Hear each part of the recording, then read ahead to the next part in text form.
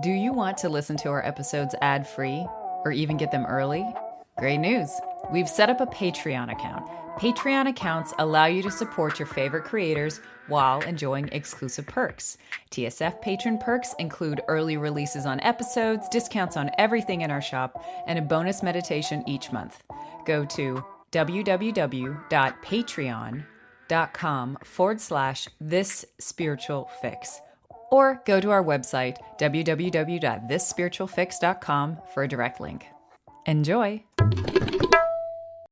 Hello, and welcome to this special New Year's Eve bonus edition of This Spiritual Fix. Today we're going to be talking about setting goals using the law of attraction and the law of resonance. Enjoy.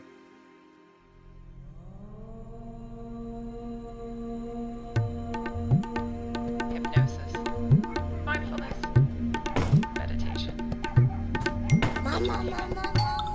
past life regression, RPG, spirituality. This Spiritual Fix. Two mystical mamas hacking the self-help game. With Anna Stromquist and Christina Ritzy. Good morning, Christina. Good morning, Anna. And good morning to our listeners. Happy New Year. Happy New Year. We know that some of you celebrate Jewish New Year and Chinese New Year, but we can still... Let's celebrate the Gregorian New Year. Yeah, let's on the just... Gregorian It's a calendar. great symbolic thing. Come on, baby. I love symbols. So speaking of New Year's, Christina, what do you think about New Year's resolutions? Some people are pro, some people are against them. Some people don't like the word resolutions. Like, what's your... I love any time period in which you resolve to do something, but with my ADHD and my executive function, like I'm not even going to label it. I'm just going to say I'm absolute shit at holding New Year's resolutions. Like of holding any resolution longer than a day. Like I did the hard 75 and it was like more like the hard 25. You know, like it's just What does that mean? Sorry. Hard 75 is like 75 days in which you drink a gallon of water, you exercise for 2 30-minute sessions a day or 45-minute sessions a day, depending on which type you're doing. You read 10 pages of a nonfiction book a day, and then you can add That's anything too much else you fucking want. shit. Like, God, you gotta make, Well, that's you why gotta it's make, called the hard 75. It's called the hard 75 for a reason. But like, I got through 25 days of it, and then I really loved it in those 25 days. But then my brain, I just like forget. Like I have my reward center doesn't understand the benefit of exercise, so I never fucking exercise. Like, whereas I listen to you, like when you made me exercise when we used to meet for those like one day a week, that was like the most exercise I had like ever done cumulatively in my life. I love exercising. Well, I'm a physical therapist, so duh, but I love exercising. And Eric got us a Peloton for Black Friday, and I love it. Like, I didn't know the allure of a Peloton. I hate cycling classes. I'll just put it out there. I hate cycling classes. I like bike riding, but I have a fear of bikes because my friend's dad died. He got hit by a car on a bike. And so ever since then, I don't like to get out on the road. And that's a really long answer to the fact that I finally understand why everyone who has a Peloton loves it. Because I told myself I'm going to do it twice a week for this year. And then I actually am doing it every single day. Like, Wow. boom, streak. I love it. So That's great. So amazing. Because the coaches are like therapists, the instructors, they give life advice, not life advice, but they're just so motivational. They're like, you're here on the bike and this is 30 minutes for you. Don't think about anyone else. Think about only you. And this is for you. And then they pick like inspirational songs. And during the songs, they're like, you know, you're going to have a challenge today, and how you tackle it on the bike right now is how you're going to tackle your challenges later on in the day. So why don't you push through this one? And like, they just kind of set you up for a really winning mindset. And I like it. These instructors are just amazing. That's cool. Yeah. Plug for Peloton bikes. There you go. Yeah. So Peloton, if you want to be our sponsor, you can. No, I'm kidding. Yeah. No, but that's yeah. So you have two opposite sides of the spectrum right now. You have Anna, who loves to exercise and keeps her resolutions and is incredibly disciplined about doing things, and then you have Christina, who literally, lovably, and degenerately and adorably doesn't stick to any of her resolutions, continually has good ideas, but then doesn't have the energy, which is probably honestly a human So design thing. so people listening, you fall into one of the spectrums. I'm here. Between the two of us. Yeah, we're both on opposite ends of the bell curve. Exactly. So what I wanted to talk about today in honor of New Year's was how to set some really good goals. So in the Silva Mind Control, there is a day where we talk about goals. And the teacher, Vishen Lakhiani, talks about how previously everyone understood the concept of law of attraction, which is, unless you've been living under a rock, we'll have known by now about The Secret and the law of attraction and like making a vision board, and whatever you want, you can attract by believing in it and focusing positive thoughts on it and all that jazz. Now, he says that there is an evolution, and that the guy who originally spoke about that in the law of attraction in the movie The Secret, Michael Beckwith, has kind of changed his belief now, and it's more the law of resonance. So the law of resonance is not you attract what you want. The law is you attract what you are. Christina, do you want to talk a little bit about that? Yeah. What part of it? Well, I've been living under a rock in the sense that I've never read The Secret. So it's interesting for me because I've learned everything that I know from the law of attraction from you, Anna, and from actually there's a couple of different like manifesting courses I've done that have kind of, again, variations of this idea of like transurfing, for instance, talks about how you should visualize a slide of what you want, but be empty in your craving or aversion for it, right? So you're empty in like not wanting it to happen or wanting it to happen.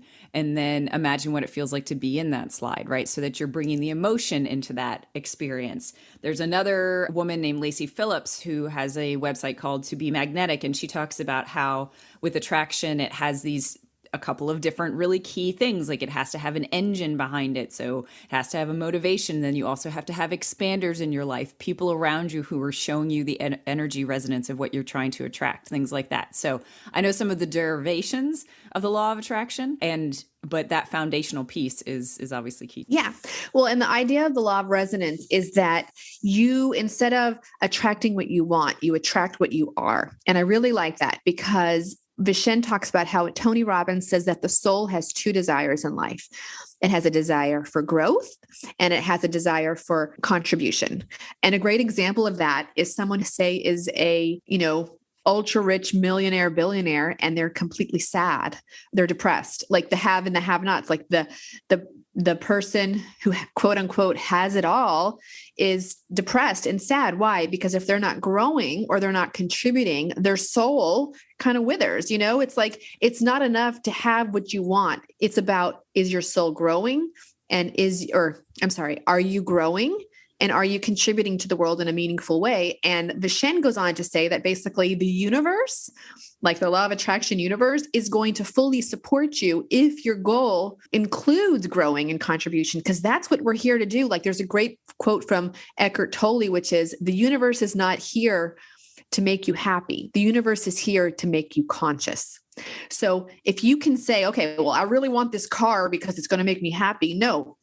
But instead, if you have this idea, like, I really want this car because I will grow as a more diligent, more loving, more patient, more amazing person, because in order to afford that car, I'm going to have to make changes in my career, which are great for my growth.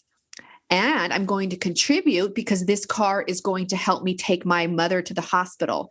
And this car is going to contribute because it's going to inspire people who see me drive this car to grow as well. I mean, that's a silly example, but like if you can take something that you want because you think it's going to make you happy, well, no, whatever you want, it's not there to make you happy. It's there to make you more conscious. And what is conscious? Growth and contribution. Right. Another way you could say that is, if the thing that you want is there to fill a hole, then you're likely not going to get it because the hole is most likely endless. But if the thing that you want is there to make you more whole or realize that you're already whole, right, which is just what consciousness is just unveiling what you already know and making you aware of it, then that's going to be a more aligned manifestation that's more likely to happen.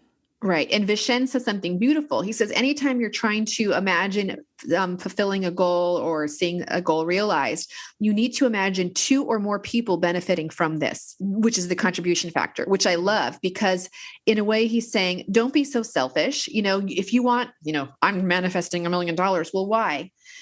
see 2 or more people benefiting from you getting that $1 million. Maybe you send 2 people to college. Maybe you donate something. But the point is like you want to share that with others. And what's beautiful about that is that Kahn talks a lot about the law of attraction actually is a reflection of your whole with HOLE. So it's a belief in scarcity. So usually what we're trying to manifest is coming from this place within us saying, I lack, I don't have. And if I did have that, I would be happy. But Vishen is saying, well, if you want this thing to contribute to others, it no longer is really coming from a scarcity thing. It's coming from a loving thing. Like, hey, I really want our podcast to hit number 1 on the charts because I want it to touch so many more people's lives so that more and more people can learn to love their shadow.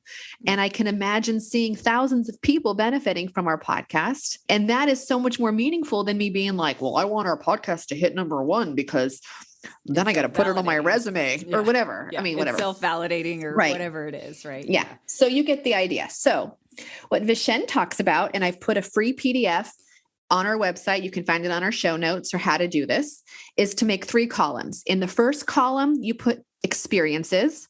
In the second column, you put growth. And then the third, you put contribution. So I'll give you an example. Let's say on the experience list, you say, meeting my soulmate and getting married. Okay, that's an experience I really want to have. I really want to get married. He also talks a lot in the course about true desires and manufactured desires. So maybe you don't really want to get married. You're secretly lesbian. You're secretly bi. You're secretly poly. You're secretly all these other things. But society has brainwashed you into thinking that happiness is going to come when you get married. You need to really analyze the experiences you want to have. Are they really coming from deep within you, or are they societally manufactured? Okay, so let's just start there. You need to be careful that what you want you're asking for the job and the 2.5 children and the white picket fence. Is that something your soul really wants? Do you really have a desire for that? Or is that just something you've been taught that you need to have? Okay, so there's that. Okay, side point. Yeah. Now, let's say you've dug deep and you really do want to meet your soulmate and get married. So that's an experience you want to have. So then you go into the next column, which would be growth. Okay, you want an awesome soulmate person who never cheats and never lies and is financially stable and this and that, whatever. Okay, growth. Who do you need to become to attract someone like that? If you don't have integrity, if you're a cheater, if you're a liar, if you don't have your shit together, what makes you think that you're going to attract that which you want? You need to rise up. So there's the growth factor. So you make a list then of how are you going to grow to become that person that the ideal soulmate version that you want would actually want to be with. Mm-hmm. Let's be honest. Mm-hmm. Let's be honest. You want your Prince Charming. All right. You got to be Cinderella. And who was Cinderella? She was a person who was so fucking awesome that even the animals loved her. Okay. So, you want your Prince Charming, rise up and be your Cinderella. I'm not saying wash dishes and clean up the house. I'm saying she embodied divine love to the fact that even rats wanted to hang out with her. Okay. Right. And that's what Laura Day talks about in our other bonus as well. When we had our Thanksgiving bonus, Laura Day talked a lot about this is like, it's all good. Well, and good to say like, this is the partner that I want, but like, how are you going to grow to match that? And of course, this is all couched with the fact that we talk about growth is just the unveiling of shadow and the recognition and like processing of shadow in our life. It's not about fixing yourself to be the person that you need to be. And so we need to be very clear that it's like, it's the process. We're not saying shadow work and all that kind of stuff. Yeah. We're not saying fake it and pretend to be amazing. We're saying, become that. You want someone to love you unconditionally, become a person who loves unconditionally. Exactly. That's essentially it. Yeah. And then in the third column, you have your contribution. So in that situation, you would think, okay, well, how am I going to contribute to the world by meeting my soulmate and getting married? Well, for one, I'm going to make my soulmate happy. For number 2, I'm going to have children that are going to benefit from us being together. I'm going to inspire my best friend who's given up on love. I'm going to inspire people to believe in love because I'm going to share my love with others or whatever. So you just take your experience, you look at how you need to grow to become that which attracts that, because it's law of resonance, not law of attraction. And then you're going to look at how you contribute to at least 2 or other people. And we will put that in the show notes because that's just a great way to set up your vision board. And then one more little thing to add to this is that Vishen discusses there's 3 steps to your goals, which is desire, which needs to be a burning, real desire, something you really want. It's not because society told you you needed it. You're not fulfilling your family's desire that you get married and have the 2.5 children. No, it's something coming deep within your soul. And that might look different for everybody. It might not be that, hell, it might be, I don't know what it is, but you pick the thing that your soul is calling. That's your true burning desire, whatever that might be. The second step of that is you have belief. You believe you're going to get it. You believe you're going to grow. You believe you're going to contribute, and you believe it. And the third one is expectation. You expect it is going to happen. Sam Walton, who was he's a controversial person, the Walmart guy. Yeah. But he was one of the most successful American business people. And when he was interviewed, one of the reasons why he said that he was so successful is that he always expected for everything to work out, and that he operated from a mindset of expecting success and expecting everything to flow. The point being, we've got desire, belief, and expectation. And then for those of you who like New Year's resolutions or just like to make goals, you can set up a little vision board and make your list. And you can have your experiences that you're looking for, how you're going to grow to become that which attracts that, and how you're going to contribute to the universe to make it happen. Yeah. From the perspective really quickly, can I just add something about expectation real quick? I didn't want to mess up your flow. With expectation, it's always funny because every single one of these things has a little bit of like a razor's edge, right? So with desire, for instance, like we talk about craving and aversion and all these different things in Buddhism, and how it's like you can't want it, like you can't want it to fill a hole and blah blah blah blah blah. But expectation also kind of has this interesting thing where you can really deepen the practice of expectation. One of the things that I learned from my dowsing teacher that he does every day, he's a farmer, and what he does every day is he pictures everything in his day going well. Right? He just like sits there in the morning, and, a lot of us, if we get sidetracked from our meditation, or if we're just recognizing our thoughts as part of our meditation, we'll start catastrophizing things that could happen during the day. Right? But instead, just managing the day by basically saying, I'm going to imagine like harvesting all these tomatoes in a really easy way. And I'm going to imagine that all my tools work and all the different things like that. And that's another way of kind of like creating an expectation of like, this is what it looks like. I'm visualizing it. And again, we can go to professional athletes. They do the same thing. They imagine and visualize themselves winning a race, right? And it feels so familiar. And we're kind of doing it over and over again, such that you can kind of create an even deeper practice of expectation. I love that. And I wanted to add one more little comment to this whole thing, which was that Vishen talks about how he used the Silva mind control method to imagine and visualize healing his vision as a teenager. And it didn't work. So then he decided he was going to tackle a different goal that was easier, which was his acne. And he did. He got his cystic acne to go away. Fast forward years later, he's like, I'm going to try to heal my vision again. It wasn't successful before. Let me try it this time. So he started doing his manifestation exercises to heal his vision. And guess what? Like within a week or so, he sees a poster on a subway advertising LASIK. Like I don't remember what year it was, but it was like just when LASIK was coming out, laser surgery. So he visits the doctor, and within an hour, his vision is forever fixed. And he says that just keep in mind that when you are trying to manifest something or heal something and attract something, it might not come to you in the way that you think it will. So for example, he was expecting to miraculously heal his vision. He did heal his vision, but he did have to pay for it.